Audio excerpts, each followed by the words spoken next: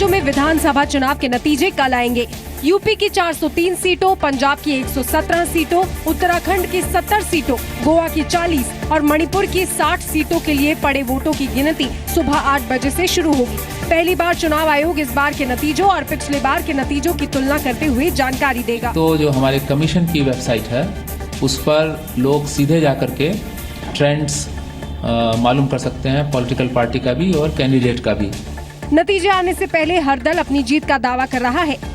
एक होली कल भी खेलेंगे, जब चुनाव के नतीजे आएंगे तो कल केसरिया होली होगी। कांग्रेस जीत रही है और सरकार बना रही है। हमें एब्सोल्यूट मेजॉरिटी, कंफर्टेबल मेजॉरिटी मिलने वाला है। मुझे पूरा भरोसा है तीसरी बारी भी अकाली भाजपा की सरकार का सबसे ज्यादा बहुमत बनेंगे।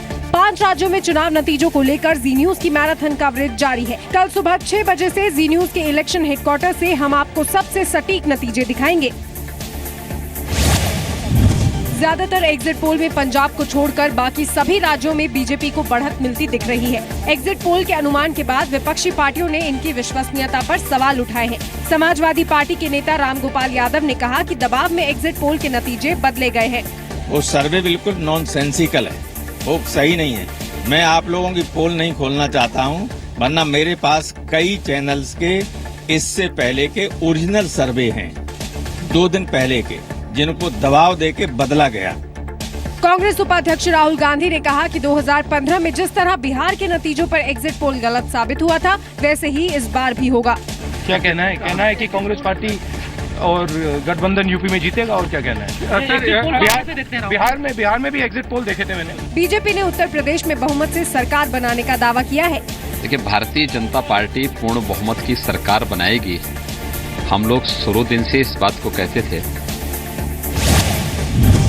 अखिलेश यादव के बीएसपी से हाथ मिलाने वाले संकेतों पर बीजेपी ने चुटकी ली है। बीजेपी ने कहा कि जुगाड़ की सरकार के सपने कभी साकार नहीं होंगे। देखिए, अब जुगाड़ की सरकार बनाने की जो लोग सपने देख रहे हैं वो सपने के सपने ही रहेंगे, इसके अलावा कुछ नहीं। वहीं जेडीयू ने कहा कि अखिलेश देर आए लेकिन दुरुस्त आए। बीजेपी को रोकने के लिए ऐसा गठबंधन चुनाव से पहले ही हो जाना चाहिए था। समाजवादी पार्टी ने कहा कि राजनीति में कुछ भी असंभव नहीं। राजनीति में न कोई परमानेंट दोस्त होता, न परमानेंट दुश्मन होता है, और राजनीति की डिक्शनरी में असंभव शब्द का स्थान नहीं। यूपी चुनाव के नतीजे आने से ठीक पहले समाजवादी पार्टी के नेता नरेश अग्रवाल ने बड़ा बयान दिया है। नरेश अग्रवाल ने कहा है कि अखिलेश यादव को हराने के लिए उनके अपनों ने ही साजिश रची। ऐसे लोगों ने साजिश की जिनके बारे में हम सोच भी नहीं सकते।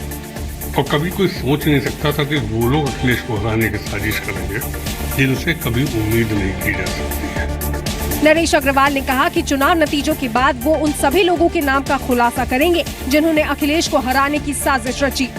11 के बाद उन साजिशों का भी हम खुलासा करेंगे कि क्या क्या साजिश रची गई, किन लोगों ने साजिश रची और साजिश किस रूप में रची गई। नरेश अग्रवाल से पहले कल आजम खान ने भी कहा था कि अगर इस बार अखिलेश यादव की सरकार नहीं बनी तो इस हार के लिए अखिलेश अकेले जिम्मेदार नहीं होंगे और इस हार के लिए जिम्मेदार लोगों से यूपी वाले हिसाब लेंगे।